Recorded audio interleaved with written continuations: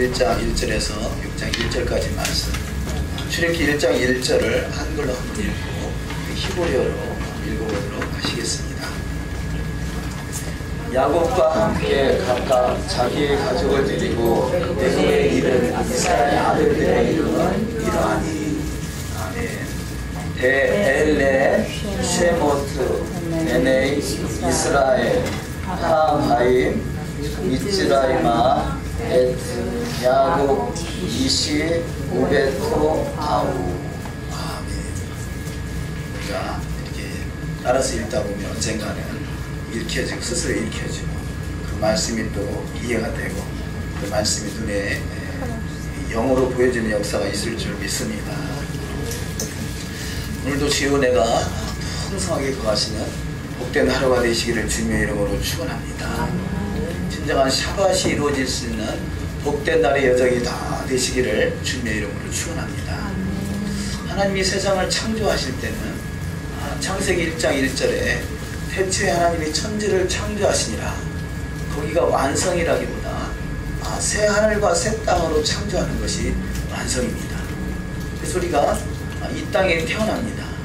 태어난 것을 천지창조라 마찬가지죠.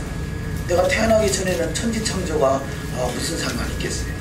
내가 태어나고 보니까 세상이 창조되었구나 라는 것을 우리가 알게 되고, 창조된 세상에서 새 하늘과 새 땅이 있듯이 저와 여러분은 이 세상에 살아가면서 그야말로 새 창조가 이루어지는 귀한 역사가 우리 가운데 있어야 되는 줄 믿습니다. 그것을 거듭남이라 그러죠. 우리는 예수를 믿어서 새로 거듭난 것이에요. 그 새로 거듭난 그 새 역사의 창조의 주인공들이 모여서 하나님 앞에 예배하고 있습니다. 그래서 우리는 그야말로 이 땅의 개혁이라고 그러죠. 우리 보통 개혁 그러면 성경에서 예수께서 2000년 전에 오신 그때가 이미 개혁이 완성이다 그렇게 표현하고 있어요. 그런데 이 땅이 과연 개혁이 완성이 됐으면 이 세상에 이 흑암이나 사망이나 어둠의 권세가 있을 필요가 없잖아요. 우리는 개혁됐다. 어찌 보면 그 계시록을 해석하면서 천년왕국에 대한 말씀 여러 가지 어떤 신학적인 내용이 있습니다만, 천년왕국이 무천년설은 천년왕국이 예수님의 그 초림의 때부터 이미 시작됐다 그렇게 표현을 해요. 그러면 이 땅에 천년왕국이면 이 땅에 그야말로 유토피아가 이루어졌으면 사망이 없어야 됐고, 사람이 죽고 사는 일이 질병이나 고통이나 이런 것으로 어려움 당하는 일이 없어야 되잖아요. 여전히 이 땅은 어려움이 있고 환란이 있어요. 예수께서 2000년 전에 오셨지만 그럼에도 불구하고 이 땅에는 여전히 그 과거에 있었던 삶이나 현재 삶이나 또 미래의 삶이 계속 진행되고 있다는 것이죠. 이것은 뭘 말하느냐? 예수께서 2000년 전에 오신 것은 개혁의 시작은 맞지만 개혁의 완성은 아니라는 것입니다. 개혁의 완성은 새하늘과 새 땅이 이 땅이 이루어질 때까지. 할렐루야. 그래서 개혁이라는 단어를 우리가 히브리에서 나오는 개혁이라는 단어를 잘 이해하셔서, 과거에는 개혁의 완성이 됐다라고 생각했던 것이, 그래서 율법은 폐하러운 것이 아니라 율법을 완전히 됐다 그렇게 생각하는 거예요. 개혁이 완성됐기 때문에 율법이 더 이상 우리한테는 필요 가치가 없다 라고 생각하는 것이죠. 그런데 개혁은 완성된 것이 아니라 개혁의 완성은 새하늘과 새 땅이기에 그 새하늘과 새 땅이 이루어지기까지 이 율법은 반드시 우리한테 필요한 것입니다.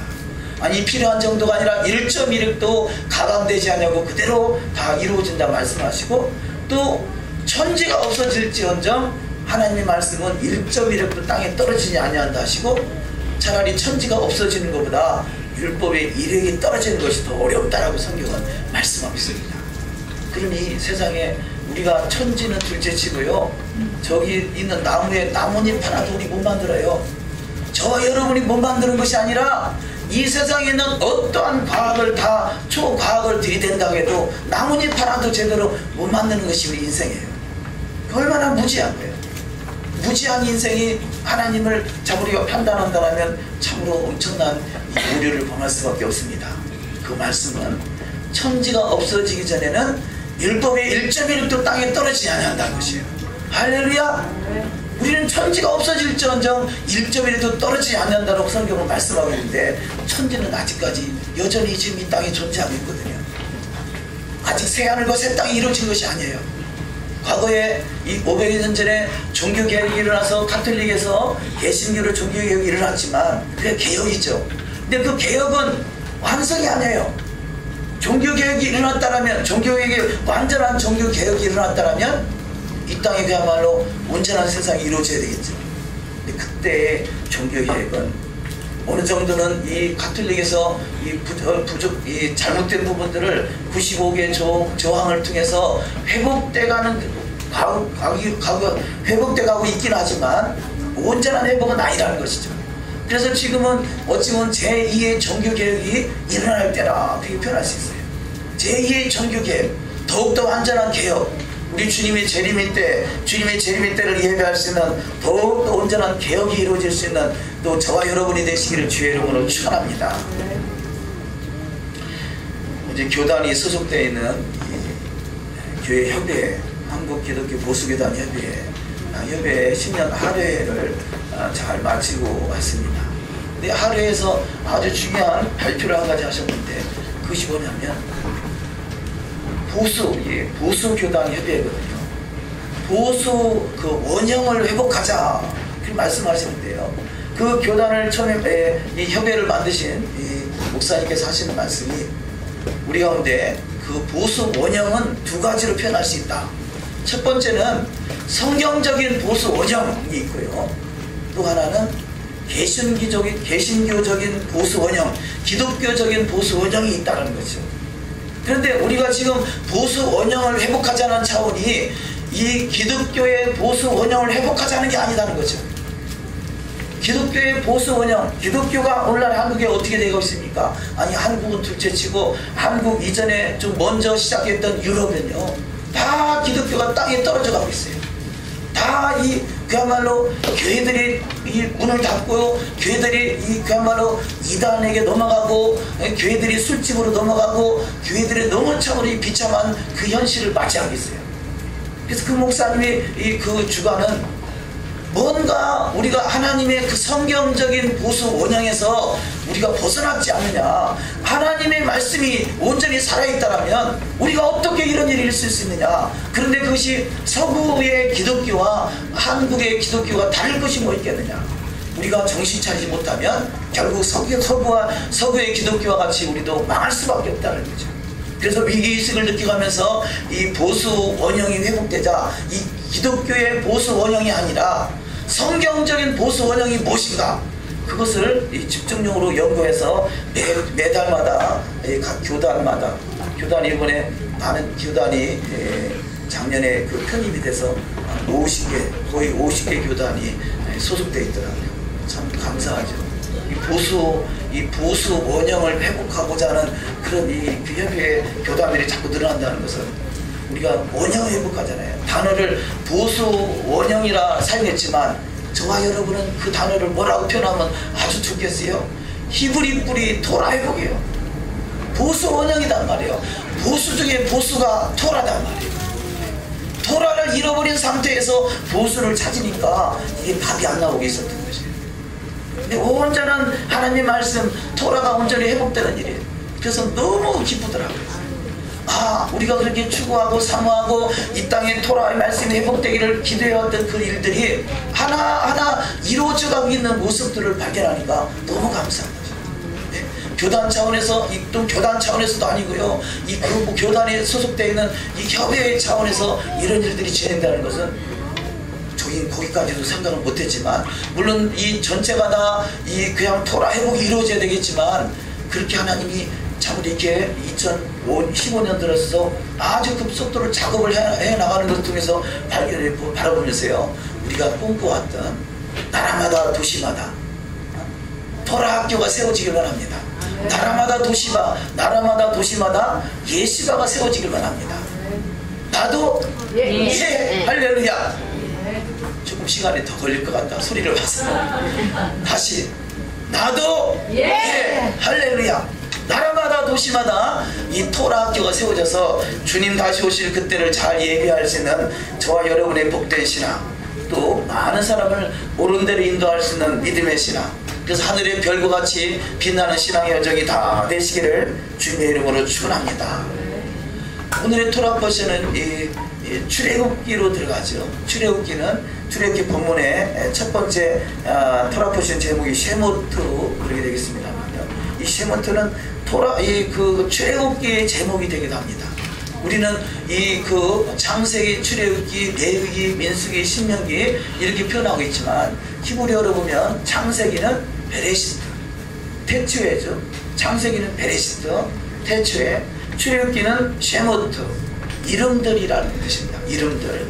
그러면 출애굽 그 다음에 레위기는 바이크라, 그래서 카라, 부르시고 같은 뜻을 음을 가지고 있습니다만 카라라는 단어가 카라 신부들이잖아요. 신부 부르심, 주님의 부르심 카라. 그래서 그 카라의 어원이 되는 이 바이크라가 레위기고요. 그 다음에 민수기는 배 미드바르 그러죠. 배 미드바르 광야. 미드바르는 그 말씀이라면 말씀이 이루어지는 그 곳 광야. 그래서 이 민수기라는 단어보다는 히브리어로는 미드바르에서 광야에서라는 뜻입니다. 그 다음에 신명기는 데바림, 말씀들이라는 거죠. 자, 이 성경은 이 토라는 한 권이지만 모세오경, 창세기, 출애굽기, 레위기, 민수기, 신명기는 한 권이지만 이렇게 다섯 권으로 나눠놨습니다. 근데 이 말씀을 쭉 이어서 보면요, 하나의 맥이 쫙 흘러가요. 태초에 하나님이 천지를 창조하신 그 창조의 이름이라는 것은요, 하나님의 나라의 생명책을 말하는 거죠. 하나님의 나라의 생명책에 기록된 이름들, 그것이 출애굽기예요. 그 다음에 레위기는 바로 그 이름들을, 하나님의 생명책에 기록된 이름들을 부르셔서 그것이 레위기고, 그 다음에 민수기는 광야로 이끄시는 거죠. 광야에 가서 신명기는 말씀들이 주어진 거예요.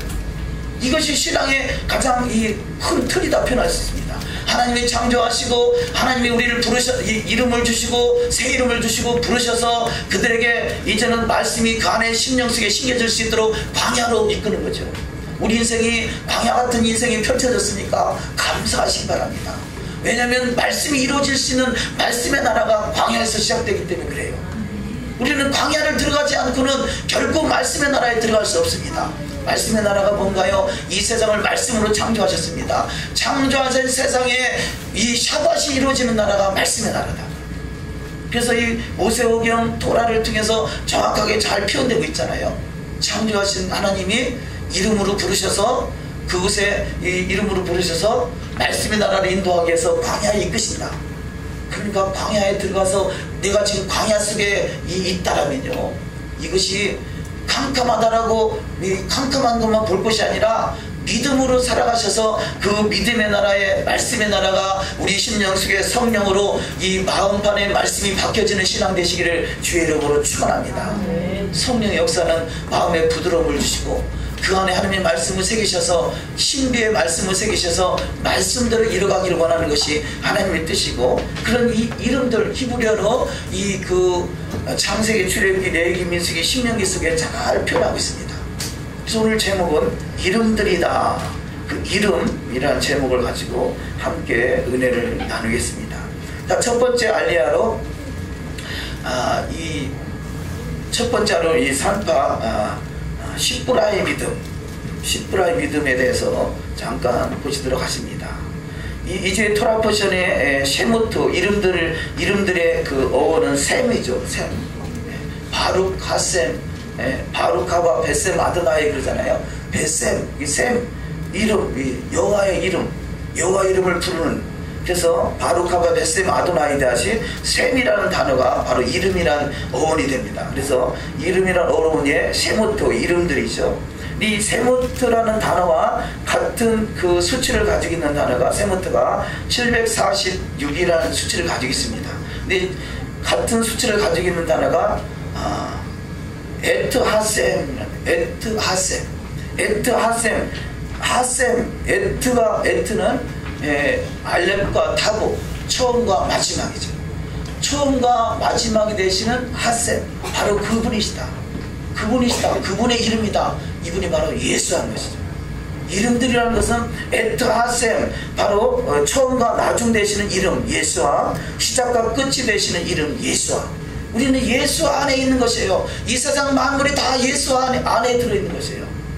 예수 안에 그분이 머리가 되시고 우리는 주님의 몸이 돼서 그 이름들로 새 이름으로 기록되는 역사 있으실 줄 믿습니다. 자, 두 번째, 같은 수치를 가지고 있는 단어가 나짜로트라는 단어인데요. 이것은 어원이 나짜입니다. 나짜는 경계하다, 보호하다, 지켜보다, 위험으로부터 지켜내다. 바룩하셈, 바룩하바 바셈 아도나이. 주님의 말씀 안에, 주님의 은혜 안에, 주님의 안에 구하는 자는 주님께서 경계하고 보호하시고 지킨다는 거죠. 울타리를 치시는 거죠. 구속이 뭐냐? 구속은 울타리를 치는 것이에요. 구속. 세상의 구속은 감옥에서 울타리가 쳐져 있지만 우리는 믿음의 나라의 구속은 그야말로 평안한 나라의 샬롬의 구속인 것이죠. 샬롬. 죄를 지러 가는 사람은요 자꾸 법을 어기려고 하잖아요. 왜냐하면 법을 어기야 죄를 지니까. 그런데 그야말로 선한 사람은 법 안에 들어오려고 한단 말이에요. 왜냐하면 법의 보호를 받으니까. 저와 여러분은 예수의 나라의 법의 보호를 받는 복된 자가 다 될 줄 믿습니다. 그것이 토라의 나라인 것이죠. 출애굽기 34장 7절 합독하십니다. 인자를 천대까지 베풀며 악과 과실과 죄를 용서하나 형벌을 받을 자는 결단코 면죄하지 않고 악의 악을 자여손 3, 4대까지 보응하니라. 아멘. 인자를 천대까지 베푼다. 그래서 하나님의 은혜를 천대까지 베풀어주는 베푼다라는 단어가 나짜라는 단어, 경계하고 보호하고 지킨다, 위험으로부터 지킨다는 것이죠. 우리는 주님의 안에 토라 안에 구하는 것은 그야말로 세상의 위험으로부터 지키는 것입니다. 세상은 얼마나 많은 이리때가 가득합니까? 늑대가 가득합니까? 근데 그 속에서 그야말로 우리를 이리 가운데 보내는 양과 같다 그래요. 그 속에서 양이 어떻게 살아남을 수 있고 견딜 수 있겠어요? 주님의 보호하심 속에 들어갈 때. 우리는 바로 그 쉐무트, 주님의 이름 안에 구할 때 그야말로 진정한 보호자로, 진정한 울타리가 쳐져서 그야말로 샤밧이 이루어지는 축복된 삶 다 될 줄 믿습니다. 첫 번째 말씀은 출애굽기는 이스라엘 자손들의 이름들이라는 것입니다. 이사야 40장 26절을 합독하십니다. 너희는 눈을 높이 들어 누가 이 모든 것을 창조하였나 보라. 주께서는 수의대로 만상을 이끌어내시고 각각 그 이름을 부르시나니 그의 권세가 크고 그의 능력이 강함으로 하나도 빠짐이 없느니라. 아멘. 주께서는 수의대로 만상을 이끌어내셔서 각각 그 이름을 부르신다. 저와 여러분이 그야말로 만상을 하나님께서 이름을 정하신 것 같이 저와 여러분은 새 이름이란 그 이름으로 정해놓으신 줄 믿습니다.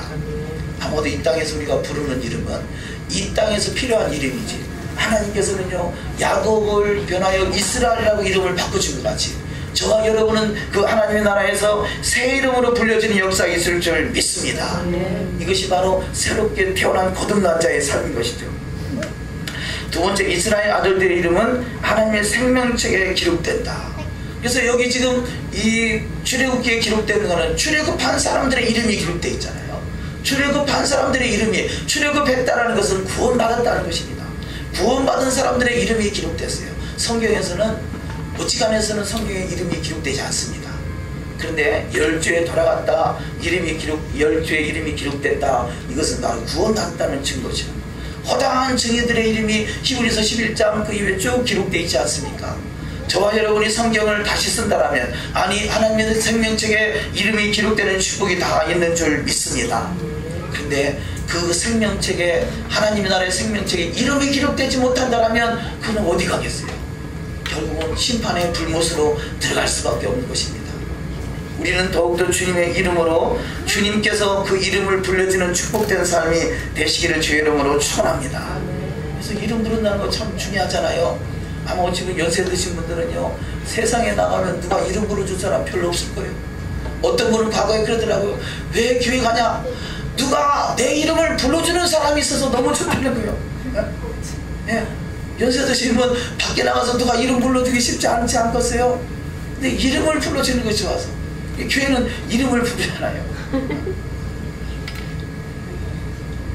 다음 말씀에 세상은 하나님의 자녀들이 잘 되는 것을 그냥 두지 않는다는 것입니다.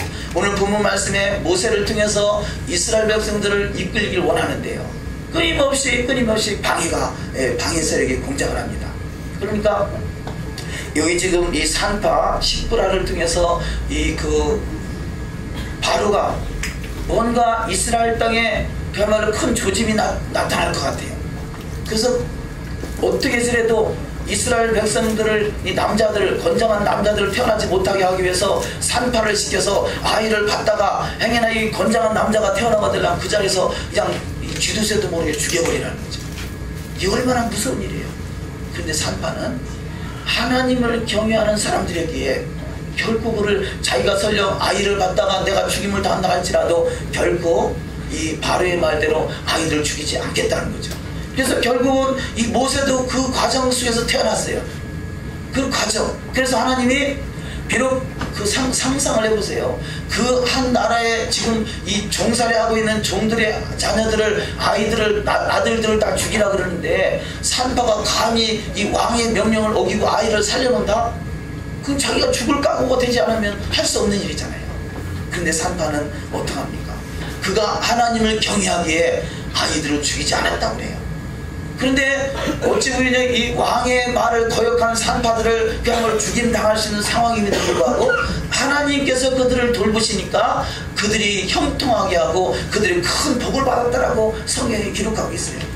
이것이 믿음인 것입니다. 상황은 얼마든지 불행해질 것 같은 상황이 전개될 수 있어요. 그런데 그 상황 속에서 믿음으로 사느냐 아니면 현실과 적당히 타협하고 사느냐. 지금 이 시대는요, 우리가 어찌 보면 이 환란, 그야말로 광야 중에 광야가 펼쳐질 수 있는 그런 바로 위기 상황, 바로 직전에 와 있어요. 우리가 지금 이 시간에 우리가 영적으로 깨어있지 못하고 말씀 앞에 떠는 자가 되지 못하면 우리는 세상을 적당히 타협하고 손이나 이마에 표를 받고 그것을 물건이나 조금 사고 좀 이 생명 조금 연장해 본다 하다가 그것이 그의 짐승의 표라는 것, 지옥 갈 표라는 것을 깨닫지 못하는 오늘 안타까운 현실이에요. 오늘 하는 교회에서 짐승의 표 666 받아 그거 무슨 상관이 있느냐 라고 하는 교회가 너무나 많아요. 그야말로 무더기로 지옥 가게 생겼어요. 하나님의 말씀은 손이나 이마에 표를 받지 말라 하십니다. 그것이 베리칩이 되는지 어떤 것이 되는지는 모르지만 우리는 분명한 것은 손이나 이마에 표를 받아서는 아니 된다는 거죠. 할렐루야. 손이나 이마에 표를 받는다는 것이 우리 현실 속에 닥쳐온다면 그것을 생명보다 더 소중하게 여기고 그걸 지켜야 되는 거죠. 우리는 상황들이 교회에서 그야말로 목사님들이 괜찮다라고 하고요, 사람들이 주변에서 받았다고 하고요, 뭐 이상도 안 나타나고 그 표가 없으면 물건을 사고 팔고 할 수 없다라는 그런 상황이 전개될 때 과연 나는 나의 생명보다 하나님의 말씀을 소중하게 열 것이냐. 이거 그 표 하나 받는다고 뭔 대수가 되겠어, 그까지 표가 나를 어떻게 지옥 보내겠어 라고 생각하고 그 표를 받을 것이냐, 조금 생명도 연장시켜 보겠다고 하겠냐 하는 거죠. 산파의 믿음을 통해서 죽으면 죽으리라. 어떻게 내가 사람으로서 사람의 생명을 죽일 수 있단 말이냐. 더더구나 하나님을 경외하기에 하나님의 나라의 백성 히브리인들을 결코 죽일 수 없다라고 믿음으로 나갔던 산파에게 하나님의 크신 은총이 임했다라고 성경은 말씀하고 있습니다. 자, 이 출애굽기 1장 10절을 합독하십니다.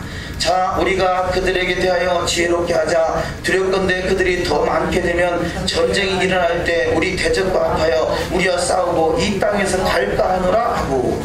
아멘. 자, 이 종들을 그야말로 이 히브리 종들을 이 계속 시간이 지나다 보니까 어떻게 저들은 그렇게 고역을 하면서도 건장한 사람들이 이 자녀들이 태어나는 걸 보고 이러다가는 우리가 저들을 통해서 우리 나라가 망하겠다라고 위기의식을 느끼고 저들 아이들을 죽이기로 작정했다는 거죠.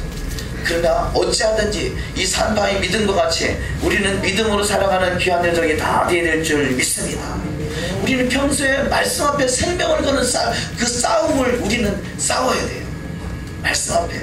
자, 이 산파가 하나님을 경외했다 그러는데요. 경외한다는 단어와 동일한 뜻으로 번역된 단어가 두려워한다는 단어입니다. 두려워한다.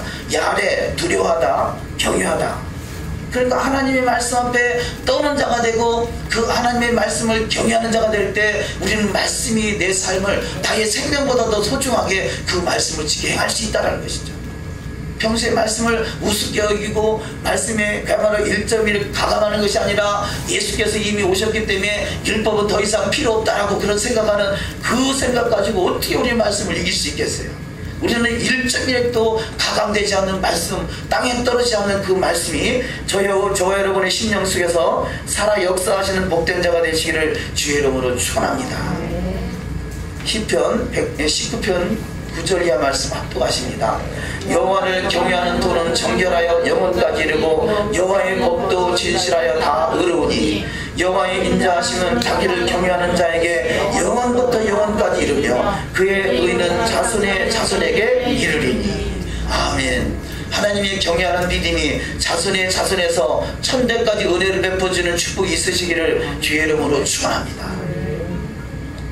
두 번째 말씀, 모세의 태어남은 신비다 그럽니다. 예수님께서 이 땅에 태어나셨을 때 동방 박사들이 별을 보고서 찾아와서 이 보배합을 열어서 아기께 경배하겠다고 찾아왔을 때 그들의 찾아옴으로 인해서 오히려 예수님께서 어려움을 당하고 애굽으로 피난을 가게 되고 2살 이하의 어린아이는 죽임을 당하고 참 불행이 펼쳐지죠. 어쨌든 이 동방박사가 별들을 보고 와서 찾아왔듯이요, 모세가 태어나는 것을 보고 이 미드라시에 보면 모세의 태어남을 보고 그 애굽에 있는 이 술사들과 이 천문학자들이 뭔가 이 이스라엘 백성들에게, 히브리 민족에게 위대한 큰 지도자가 나올 것 같다. 그래서 그런 것을 감시하게 됩니다. 그래서 그 건장한 남자아이들이 태어나가다가 죽이라고 명령했던 것이죠. 근데 그 집안이 모세의 아버지 아므람은 이스라엘 백성들을 지도하는 레위 지파 중에 속했는데요. 이 아므람이라는 이름은 높임받은 백성이다, 높임을 받는 백성이다 라는 뜻이 있고요. 그 어머니 그의 아내 요게벳은 하나님의 영광이라는 뜻이 있습니다. 그러니까 이 아버지와 엄마의 이름을 합치면 여호와의 영광을 드러낼 높임받을 백성이다. 우리가 이름 하나 짓는 것도 참으로 중요하죠. 이름 하나 짓는 것도. 그렇듯이 여호와의 영광을 나타낼 높임받을 백성이 됐기에 그 자식이 모세라는 그야말로 모세를 통해서 이스라엘을, 히브리 민족을 이끄는 위대한 지도자가 나오게 됩니다. 그들은 그 레위 지파에 속해서 이스라엘 백성들을 이끄는 위대한 지도자였던 것이죠.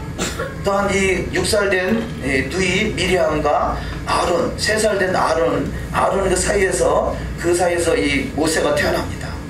그래서 이 모세가 태어나서 그런 애굽에서 히브리 민족들의 아이들을 다 죽이는 사건을 통해서 어머니 요게벳은 아이를 방주를 만들어서, 방주라기보다 바구니다 표현할 수 있죠. 바구니를 만들어서 그 바구니에 띄워서 강에 띄워보냅니다. 근데 기적적으로 이 애굽의 그 공주의 눈에 띄어서 그가 살아나게 되죠. 그런데 이 방주를 만들었던 그 방주, 제가 방주라고 표현하는데요, 이 상자라고 되어 있는 상자는 테바라는 단어로 방주라는 단어가 똑같아요. 노아의 방주라는 단어와 그 모세가 탔던 그 테바라는 단어가 똑같은데, 이 테바라는 단어가 타부는 십자가, 언약, 뱉트는 아들, 집을 표현하고요. 해이는 여호와의 생기, 계시, 나타내다, 보이다, 은혜를 표현하죠.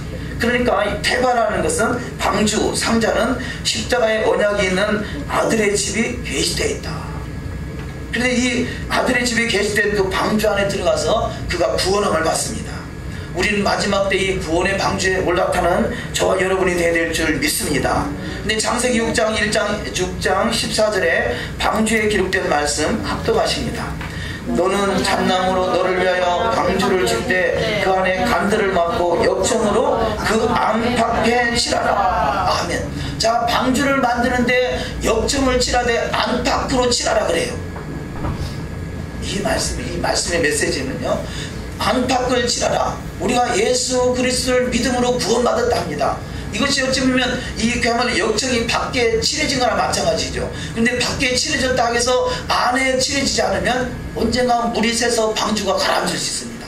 그렇기 때문에 안팎으로 칠하라는 거죠. 이 구원의 방주, 바로 예수께서 계시되어 있는 구원의 방주는 안팎으로 칠하라. 이 말씀은 여호와의 말씀, 우리가 말씀을 믿음으로 영접하는 자, 곧 그 이름을 믿는 자들에게는 하나님의 자녀가 되는 권세를 받았습니다. 자, 예수를 믿음으로 이제는 구원의 방주 안에 들어왔다면 이제는 예수의 말씀으로 또 그 안에 영적으로 칠해져야 돼요. 우리의 신앙은 그야말로 안팎으로 칠해져 있는 그 말씀의 준행자가 되시기를 주의 이름으로 축원합니다. 우리는 잠깐 방심하면요, 언제 어떠할 때 마귀가 틈타서 말씀에서 벗어나게 만드는지 몰라요. 그래서 우리는 끊임없이 구원의 방주의 실자가 되신 예수와의 십자가를 바라봐야 돼요. 우리는 십자가를 놓치면 언제든지 우리는 마귀가 틈타서 금방 시험이 와요. 우리는 그래서 십자가는 능력입니다. 십자가의 도가 멸망하는 자들에게는 미련한 것으로 보이지만 믿는 우리에게는 하나님의 능력이라고 하시잖아요. 우리는 끊임없이 사나 죽으나 십자가의 능력 안에 거하시기를 주의 이름으로 축원합니다. 우리가 아무리 힘들어도 주님의 십자가의 권한만큼 하겠습니다. 그래서 주님의 십자가를 바라보는 것이죠. 우리의 이 구원의 방주가, 구원의 시작이 유월절이잖아요. 유월절에 십자가를 말하잖아요. 우리는 십자가 안으로 들어가지 않으면 무교절과 추실절과 오순절과 이 나팔절과 속죄일과 초막절은 아무 상관이 없어요. 우리는 십자가를 통해서 그 안에 절기 안으로 들어가야 되는 것이죠. 그래서 이스라엘 백성들을 출애굽시키는데 첫 번째 이 하나님 말씀이 내 절기를 지키게 하기 위해서 너희들을 이 출애굽시킨다 그렇게 말씀하세요. 그 뒤에 나오는 말씀이 나오겠습니다. 세 번째, 불쌍히 여김을 받는 자. 모세가 바로의 공주의 눈에 불쌍히 여김을 보였더니 그가, 이 바로의 공주가 이 아이를 데려다가 내가 키워내겠다는 마음을 가져요. 성경 속에서요, 불쌍히 여김을 받은 건 문제가 해결되는 거예요. 우리는 주님 앞에 불쌍히 여김을 받아야 돼요. 다윗의 자손 예수여, 나를 불쌍히 여기소서. 그래서 그 소경은요, 예수님이 지나갈 때 예수님이 지나간다는 소리만 들었죠. 눈이 안 보이니까 어딘지 어떻게 알겠어요. 그냥 무조건 소리를 지릅니다. 한 번 질렀더니 야 조용히 해, 옆에서 막 말리잖아요. 또 소리 지르니까 더 조용히 하라고 그랬죠. 또 소리 지르니까 예수께서 그 소리를 들으시고 내가 너에게 무엇을 하여 주길 원하느냐, 낫기를 원하나이다, 눈뜨기를 원하나이다. 다윗의 자손 예수요. 이 지금 모세가 이 바로의 공주에게 불쌍히 여김을 받았더니 구원함을 받았듯이요, 저와 여러분은 주님 앞에 불쌍히 여김을 받는 자가 되시기를 주의 이름으로 축원합니다. 마귀는 어떻게 하든지요, 나여 하라고 소리를 지르게 만들어요. 그런데 하나님 은혜는 주여라고 소리를 부르는 거죠. 우리는 주님 앞에 불쌍히 여김을 받을 때 주님께서 그야말로 믿음으로 이 광야가 온전히 이루어져서 말씀의 나라에 들어가는 복된 자가 될 줄 믿습니다. 그래서 불쌍히 여김을 받을 때 바로 이 모세가 구원을 받듯이 우리는 바로 이 모세의 태어남과 같이 이 모세의 그런 어떤 상황 속에서도, 여러 가지 상황 속에서도 하나님이 예배하셨고 하나님이 이끄시면 반드시 하나님의 그 영광의 자리에 인도함받는 역사가 있을 줄 믿습니다. 그 비결이 주님의 십자가를 바라보는 것이죠. 주님이 십자가 안에 들어가는 것입니다. 십자가 안에서 그 거하시는 주님과 동행하시는 복된 자가 다 되시기를 주의 이름으로 축원합니다. 세 번째 말씀으로 쓰임받는 히브리인. 자, 모세가 히브리인으로 태어났지만 어찌 보면 모세가 내가 히브리인이라는 것을 아마 어렸을 때는 몰랐을 것입니다. 아마 40대 가서 그 10개라는 영화에 보면, 10개 영화입니다. 이 영화에 보면 그 40이 거의 다 돼서 그때서야 내가 히브리인이라는 것을 비로소 알게 됐습니다만, 어렸을 때부터 알았을지 아니면 그때 알았을지 모르지만 어쩌든 40이 다 됐을 때 그가 한 사건을 저지르죠. 사람들이 그 애굽에 있는 사람들이 히브리인들을 참 괴롭히는 걸 보고 볼 수가 없어가지고 그 애굽 사람을 한 대 쳤는데 그것이 죽어가지고 그야말로 이 사건, 살인 사건으로 해서 결국은 왕자의 자리도 버려두고 도망가는 신세가 될 수밖에 없었는데요. 만약에 모세가 내가 히브리인이라는 것을 알았지만 그러나 자기의 살궁리를 하고 자기 욕심이 앞서 있다라면요, 뭐 하려고 히브리인을 어려움 당한다고 이 애굽 사람을 쳐서 그런 불행한 일들을 전개하게 만들겠어요. 이 말씀은 모세는 본인이 히브리라는 것을 분명하게 정체성을 가지고 있다는 거죠. 우리가 사는 길은 나의 신앙의 정체성을 분명하게 세우는 것이에요. 신앙을 분명하게 세우는. 제가 처음에 예수 믿을 때 예수 믿는 것이 부끄럽다고 그럴까요? 은혜는 받았기 때문에 새벽 예배는 가야 되는데 새벽 예배 가려니까 성경책 들고 와 너무 부끄럽더라고요. 그래서 신문지다 돌돌돌 말아가지고 한 적이 있어요. 얼마나 부끄러운지 지금 생각하면 그때가 왜 이렇게 부끄러운가. 그러잖아요. 이 군대 제대하고 제 경험이라 그래요. 제대하고 이 깨구리복이라 그러잖아요. 애드고복 입고서 가서 모이면 뭔 교회 얘기를 그렇게 욕을 잘하는지 몰라. 알고 보니까 다 믿는 사람들이에요. 괴로워요. 자기 정체성을 잃어버리는 사람들이에요. 내가 예수 믿는다 하면서 예수 믿는 티를 내지 못한다면 뭐 일부러 티를 내라 뭐 그런 차우다. 모세가 가지고 있는 정체성, 내가 지금 왕자로 있지만 나는 히브리인이다라는 그 정체성을 만약에 잊어버렸다면 그런 위대한 지도자의 자리에 서지 못했을 것입니다. 그런데 모세는 분명하게 자기 정체성을 밝혔던 사람이죠. 그래서 히브리인들을 자기 형제라 이렇게 지금 출애굽기 2장 11절 말씀에 말씀하고 있습니다. 히브리서 11장 24절을 합독하십니다. 믿음으로 모세는 장성하여 바로의 공주의 아들이라 칭함을 거절하고 도리어 하나님의 백성과 함께 고난 받기를 잠시 죄악의 낙을 누리는 것보다 더 좋아하고, 그가 믿음으로 모세는 장성하여 바로의 공주의 아들이라 칭함을 거절했다는 거죠. 이 말씀에 봐서는 그가 왕자로 40년 살 때는 몰랐다고 볼 수 있겠잖아요. 그가 왕자로 있을 때 히브리라는 걸 몰랐지만 늦게서 알고 나서는 나는 왕자의 그 공주의 바로의 공주의 아들이라 칭함을 거절하고 나는 차라리 히브리인 중에 들어가서 종로로 타더라도 종살이 하더라도 나는 히브리이다라는 것을 정체성을 분명히 가졌다는 거죠. 상황적으로 보면 우리가 이해타산을 따진다면 누가 히브리인이라고 나서겠어요? 나는 그냥 왕자의 자리가 좋아라고 올라가겠죠. 너무 중요하잖아요. 그야말로 그 왕자의 자리를 버리고 바로의 공주의 아들이라, 이게 지금 성경의 말씀이잖아요. 바로의 공주의 아들이라는 칭함을 거절했다는 거예요. 우리가 이 물질 만능주의에 살아가는 이 세상에요, 조금만 이익이 되면요 말씀 살짝 눈 감아버리고 그쪽에 이익을 취하고 나중에 잘하지 뭐 그러잖아요. 이게 마귀의 미혹인 것이죠.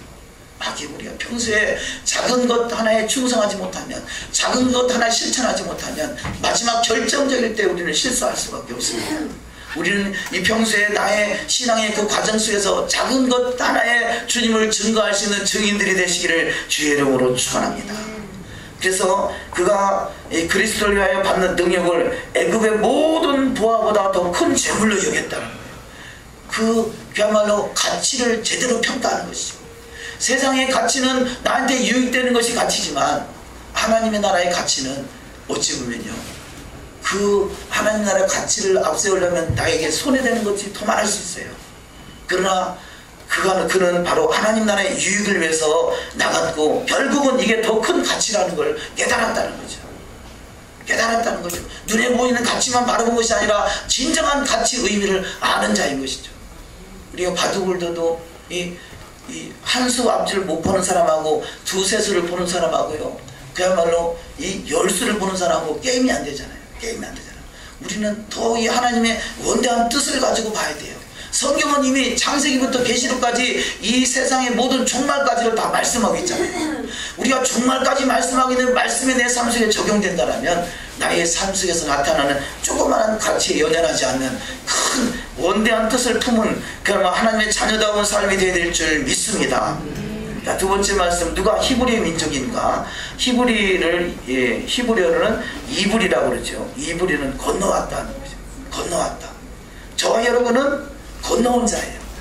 자, 이 하늘과 땅이 새하늘과 새 땅이 된 것 같이요. 나의 어머니 모태를 쓰면 태어난 내 인생이 이제는 바로 예수 그리스도를 통해서 거듭난 인생이 된 것 같이 우리는 바로 예수를 믿어서 거듭났다는 것은 히브리인이라는 뜻이에요. 히브리인이라는 뜻이에요. 그러면 히브리인이 세운 나라가 어느 나라냐? 이스라엘인 것이죠. 히브리인에게 속한 나라가 이스라엘인 것이요. 저와 여러분이 히브리인이라면, 저와 여러분이 세상에서 건짐을 받고 죄에서 건너온 자가 됐다라면요, 이제는 예수를 통해서 생명을 얻었다라면 분명한 히브리인입니다. 히브리인은 이스라엘입니다. 이 땅에 세워지는 나라가 이스라엘이요, 결국 이스라엘은 수천 년 동안 보잘것없는 것 같은 모습으로 비춰졌지만 마지막에는 결국 성경에 예언되기를 이스라엘을 통해서 천하만국을 통치하는 나라가 세워지는 것이고, 우리가 원대한 그 하나님의 계획 속에서 믿음의 눈으로 바라본다면 그 통치할 그 나라를 바라보면서 이 땅에 있는 소소한 것에 마음 빼앗기지 않는 신앙이 되시기를 주의 이름으로 축원합니다. 우리 원대한 계획을 바라볼 수 있다면요, 우리는 십자가를 지고 그 십자가 안에서 주님과 동행할 수 있는 신앙이 다 될 줄 믿습니다. 히브리는 그야말로 건짐을 받은 자, 하나님께 은혜를 입은 자다. 근데 히브리는 너무 약한 자잖아요. 지금 이제 이 본문의 말씀이 종이잖아요. 근데 하나님이 종과 같은 그 인생들을 들어 쓰시더라는 것이에요. 연약한 자를 통해서 쓰시는 분이 하나님이세요. 고린도전서 1장 27절 이하 말씀을 합독하십니다.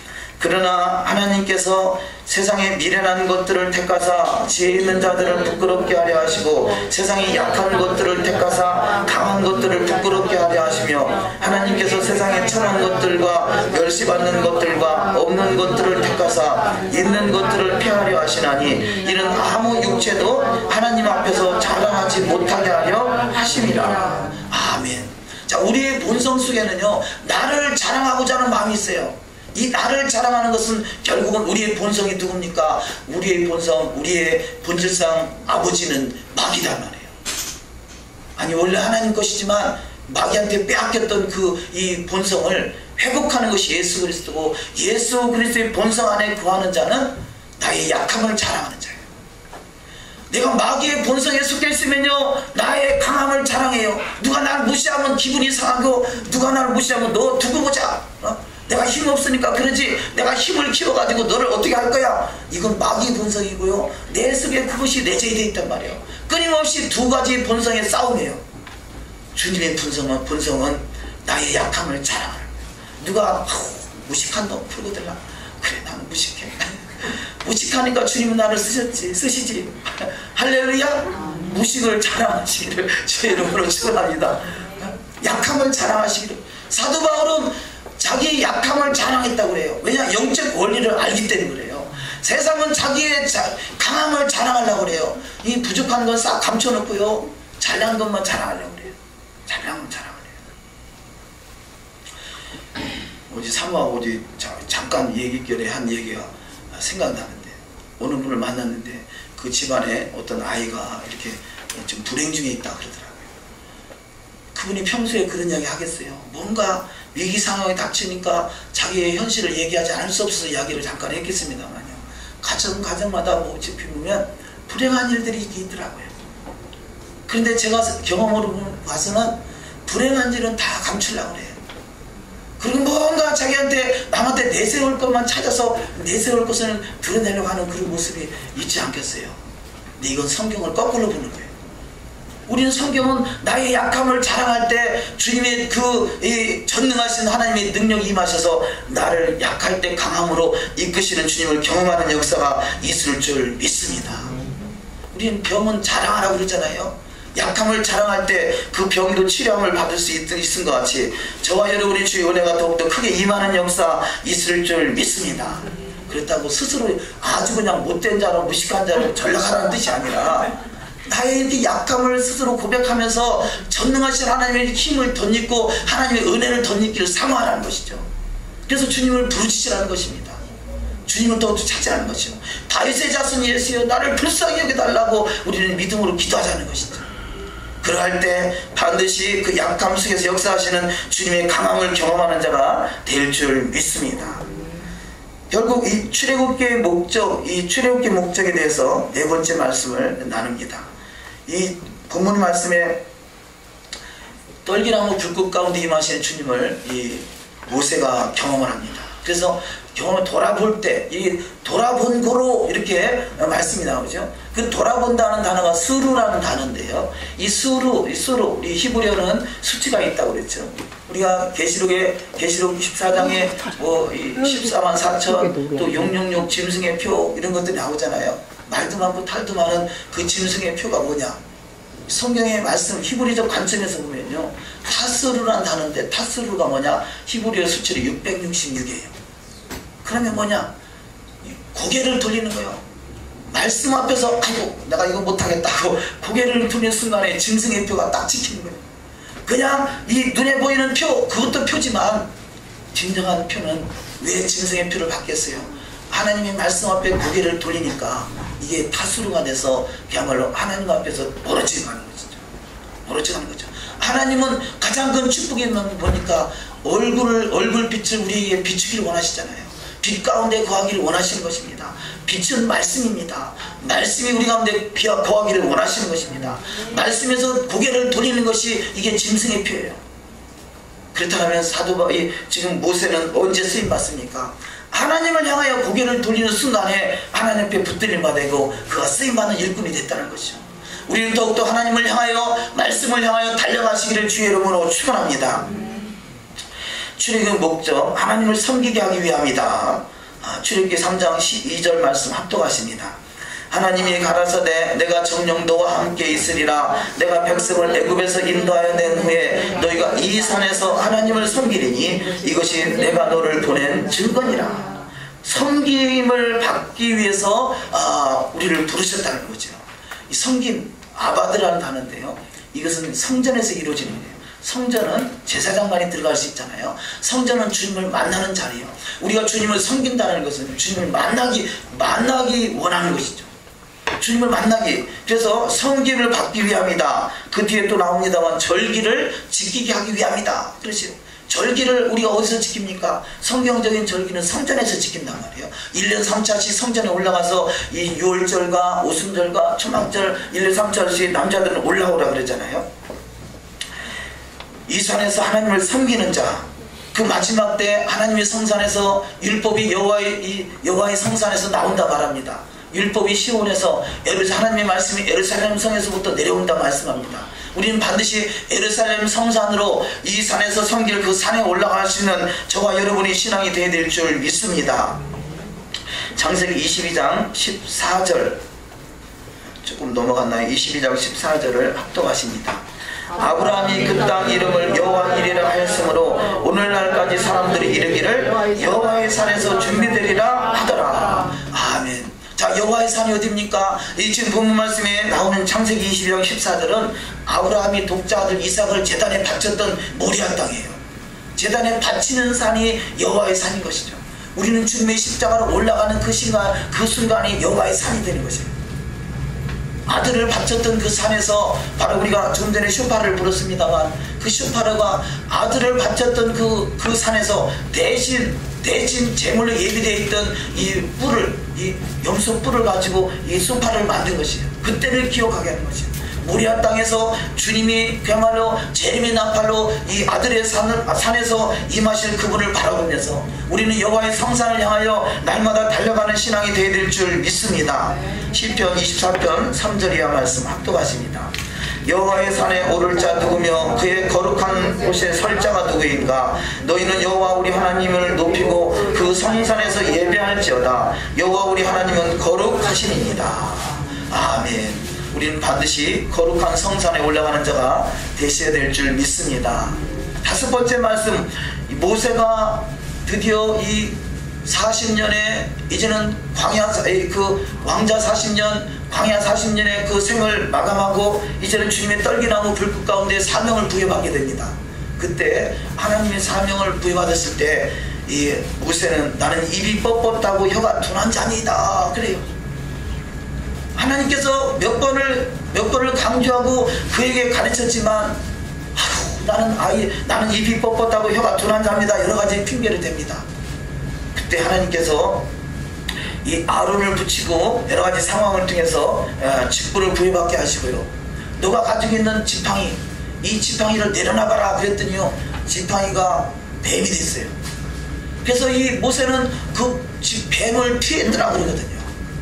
지팡이가 뭡니까? 지팡이는 라메드, 지팡이, 이 소문은 막대기, 양을 치는 목자에게 반드시 필요한 지팡이가, 주의 지팡이와 막대기가 반드시 필요한데, 그 지팡이를 내려놓는다는 것은 사명을 내려놓는다는 거죠. 자, 지팡이를 내려놨더니 뭐가 되죠? 뱀이 되세요. 저와 여러분은 나에게 주어진 지팡이가 있어요. 나에게 맡겨진 양무리가 있어요. 그 나에게 맡겨진 사명이 있어요. 사명을 내려놓은 순간에 그것이 뱀이 돼서, 뱀은 사탄을 말하잖아요. 뱀이 나를 물어요. 뱀이 나를 물어요. 우리는 사명의 지팡이를 내려놓으셔는 안 돼요. 우리는 사명의 지팡이를 단단히 부여잡는 복된 자가 될 줄 믿습니다. 사명을 내려놓는 것, 어찌 보면 제가 이렇게 기록해놨습니다만, 집사가 타락하면 잡사가 된다고. 집사가 사명을 감당하지 못하고 결국 세상에 빠지면요, 잡사가 되고요. 근데 목사는 더해요. 목사가 타락하면 독사가 된다. 얼마나 많은 사람들을 물어죽이는 거예요. 물어죽이는 거예요. 소경돼서 그야말로 이 불구덩으로 인도합니다. 우리 그리스도인은 사명을 감당할 수 있는 복된 신앙 되시기를 주의 이름으로 축원합니다. 사명은 생명보다 더 소중한 거예요. 사도 바울의 고백이에요. 나의 달려갈 길과 주 예수께 받은 사명, 곧 하나님의 은혜의 복음 증거하는 일을 마치라면은 나의 생명보다 더 소중하게 여기겠다고 말씀해요. 저와 여러분에게 주어진 사명을 감당하는 자가 되시기를 주의 이름으로 축원합니다. 지팡이를 단단하게 붙들고 계세요. 그 지팡이의 사명을 놓는 순간에 뱀이 돼서 나를 물어 죽일 수 있다는 거죠. 뱀의 꼬리를 다시 잡았더니 지팡이가 됐잖아요. 우리는 다시 사명을 부여잡으면 회복되는 역사가 있을 줄 믿습니다. 출애굽기 4장 11절 합독하십니다. 여호와께서 그에게 이르시되 누가 사람이 입을 지었느뇨, 누가 거물이나 귀머거리나 밝은 자나 소경이 되게 하였느뇨, 나 여호와가 아니뇨. 이제 가라, 내가 내 입과 함께 있어서 할 말을 가르치리라. 하나님이 함께 하시겠다는 거죠. 모세는 자기 스스로 생각할 때 나는 입이 뻣뻣하고 혀가 둔한 자입니다, 나 같은 것이 어떻게 주님 앞에 쓰임받을 수 있습니까? 라고 그냥 고집만 피우는 것이 아니라 하나님이 함께 하겠다는 거죠. 하나님이 사명을 부여주셨으면 반드시 그것을 감당할 수 있는 믿음으로, 반드시 그걸 통해서 하나님의 영광 받으시는 복된 신앙으로 인도하실 줄 믿습니다. 자, 6번째 말씀으로 이스라엘은 내 장자다 그럽니다. 이스라엘은 내 장자다. 모세에게 주어진 지팡이가 이 전승 미드라시에 의하면 하나님께서 아담에게 만들어준 사파이어로 만드는 지팡이다 그럽니다.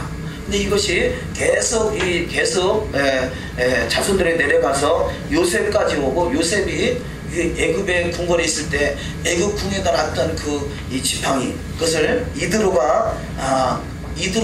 이드로는 바로 왕의 자문관으로 그가 봉사했다 그럽니다. 그래서 이드로가 이 지팡이가 보통 지팡이가 아니구나 라는 것을 깨닫고 그 지팡이를 갖다가 자기 집 뒷뜰에다 꼽아놨는데요, 이게 어떤 사람도 그 지팡이를 뽑을 수가 없는 거예요. 아무리 뽑으려도 뽑히지가 않아요. 그래서 이드로가 생각하기에 이 지팡이는 반드시 임자가 있을 것이다. 그런데 이 지팡이를 뽑는 자가 바로 그 임자다. 그런데 그 지팡이를 뽑는 자에게 내 딸을 시집 보내리라 그랬어요. 근데 어느 날 모세가 와가지고 그 지팡이를 잡았더니 지팡이가 쑥 빠지는 거예요. 그 모세의 지팡이, 그 지팡이를 가지고 홍해를 가른 거 아니겠습니까? 저와 여러분의 그 사명의 지팡이를 부여잡으면 홍해도 갈라지는 기적의 역사가 일어날 줄 믿습니다. 저와 여러분의 인생에 홍해가 갈라지시기를 주의 이름으로 축원합니다. 떨기나무 불꽃 가운데 만났던 그 떨기나무에 대해서 잠깐 말씀을 나눕니다. 왜 굳이 떨기나무인가? 좋은 나무도 많은데 가시가 있는 떨기나무인가? 가시나무인가 하는 것이죠. 그런데 그 떨기나무, 가시나무를 통해서 미드라시에 표현되기를 3가지로 표현하는데요. 이스라엘은 가시방석에 앉아있는 것처럼 고통 속에 있는 것을 깨닫게 하기 위함이다. 그리고요, 2번째, 이 세상의 모든 우상을 만들 때 가시나무로 우상을 만드는 우상은 없다는 거죠. 한 번도 쓰임받지 않은 우상의 이 우상의 나무로 쓰임받지 않은 가시나무를 통해서 하나님이 그 사명을 부여받는 축복으로 인도한다는 것이죠. 세 번째, 가시떨기는 가장 보잘것없는 나무로 애굽에서의 처지를 그대로 잘 표현하고 있다는 것입니다. 저와 여러분이 이 세상에서 한 번도 쓰임받지 못하는 너무도 부족한 인생이라고 여기지거든요. 내가 가시나무구나. 가시나무같이 사명을 부여받으신 일에 그야말로 불같이 타오르는 그 일에 쓰임받는 인생이구나. 우리는 긍지와 자부심을 가지시기를 주의 이름으로 축원합니다. 약한 자를 통해서 쓰시는 하나님, 우리가 주님 앞에 부름받기만 하면요, 부름받기만 하면 우리 주님의 역사가 불같이 일어나는 역사가 있을 줄 믿습니다. 가시나무가 모세를 깨웠잖아요. 모세에게 사명을 부여받는 놀라운 축복이 있었지 않습니까? 세 번째, 이스라엘은 하나님의 아들, 하나님의 장자다. 하나님의 장자. 이스라엘은 하나님의 장자로 부르셨습니다. 저와 여러분은 진정한 이스라엘이 돼서 하나님의 장자권을 부여받는 축복이 있으시기를 주의 이름으로 축원합니다. 그 장자의 소중성을 알기 때문에요, 마귀는 2000년 동안 이스라엘은 장자다라는 말을 했지만 내가 이스라엘이라는 생각을 갖지 못하겠어요. 오늘의 한국교회, 한국강단의 신학교에 이스라엘 놈이 없어요.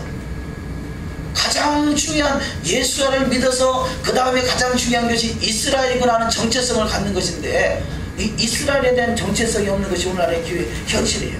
왜냐? 이스라엘에 대한 정체성을 가지면 토라의 말씀이 나에게 주어진 것이고, 그러면 장자권이 회복되니까 마귀는 그 장자권이 회복되는 것을 볼 수가 없었던 것이죠. 우리는 그야말로 생명 걸고 이 장자권을 지켜나가는 복된 자가 되어야 될 줄 믿습니다. 그런데 우리는 보통 주님의 신부다 그렇게 말을 많이 하죠. 주님의 신부다, 재판장이다, 제사장이다, 천하만국을 다스릴 권세자를 부여받았다. 이 모든 것이요, 장자권을 회복하지 않는다면 그것이 다 나하고 상관없는 것이에요.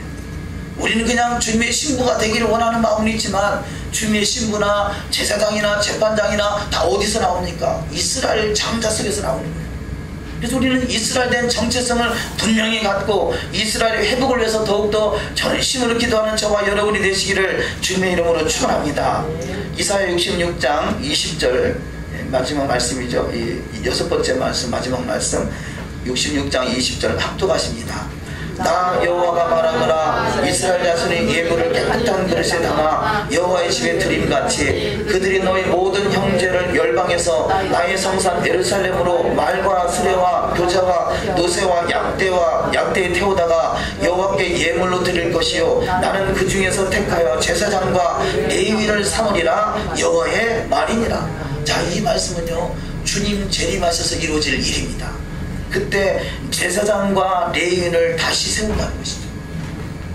제사장과 레위인, 어떤 사람을 세우겠습니까? 나 여호와가 말하노라. 이스라엘 자손의 예물을 깨끗한 그릇에 담아서 여호와의 집에 드림같이 열방에서 예루살렘 성산을 향해 확인하기 위해서 너희 모든 형제를 열방에서 나의 성산 예루살렘으로 말과 수레와 교자와 노새와 약대를 태우다가 예물을 드리는 자, 예루살렘 회복을 위해서 예물을 드리고 기도를 드리고 예루살렘 회복을 위해서 믿음으로 나가는 자에게 반드시 제사장과 레위인을 삼아주는 축복이 있으시기를 주의 이름으로 축원합니다.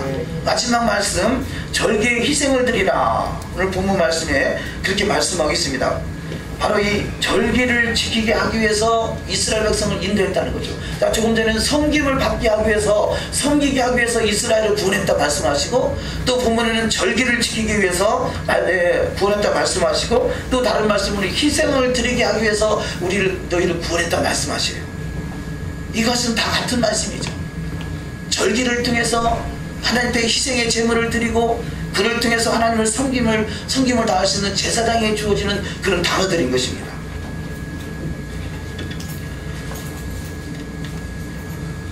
출애굽기 3장 12절 말씀 합독하십니다. 하나님이 가라사대 내가 정령도와 함께 있으리라. 내가 백성을 애굽에서 인도하여 내고 너희가 이 산에서 하나님을 섬기리니 이것이 내가 너를 보낸 증거니라. 아멘. 자, 여기서 3장 12절 말씀에 너희가 이 산에서 하나님을 섬긴다 말씀하시고요, 5장 1절 말씀 합독하십니다. 그 후에 모세와 아론이 가서 바로에게 이르되 이스라엘 하나님 여호와의 말씀에 내 백성을 보내라. 그들이 광야에서 내 앞에서 절기를 지킬 것이니라 하셨나이다. 아멘. 자, 여기 절기에 대한 이야기가 나오잖아요. 절기가 구체적으로 성경에 기록된 것은 바로 이 본문의 출애굽기 5장을 쭉 넘어가서 그 다음에 출애굽 그 6월절 사건이 등장하잖아요. 6월절이 절기의 처음인데 그럼에도 불구하고 6월절 사건이 있기 이전에 이미 주님은 절기를 지키라 말씀하고 있단 말이에요. 절기를 지킬 것이라 말씀하고 있어요. 그렇다면 성경에 구체적으로 레위기 23장에 절기가 구체적으로 이게 절기에 대한 이야기가 기록되기 전에 이미 이스라엘 백성들은 절기를 알고 있었고 절기를 지켰다는 이야기죠. 그래서 히브리적 관점으로는요, 이미 창세기 속에 이미 절기가 있는 거예요. 창세기 속에. 그래서 이 가인과 아벨이 하나님께 제물을 드렸는데 가인의 제물은 제물 연락지 아니하시고 아벨의 제물은 연락하셨다. 이것이 화가 나가지고 가인이 아벨을 돌로 추죽했다. 이 사건은 뭐냐? 절기를 지키는 거예요. 이것은 바로 그 초막절 가을 절기를 지키는 것으로 보고 있습니다. 성경이 모세를 통해서 구체적으로 기록된 것 뿐이지 이미 성경은 창세 전부터 다 있었던 것이고 그 말씀이 창세기 속에서도 이루어져 가고 있었던 것이죠. 그래서 이 출애굽기 5장 1절에 절기를 지킬 것이니라 말합니다. 이 절기라는 단어가, 절기는 크게 두 가지로 나눌 수 있는데요. 하그라는 단어가 있고 또 하나는 모에드라는 단어가 있어요.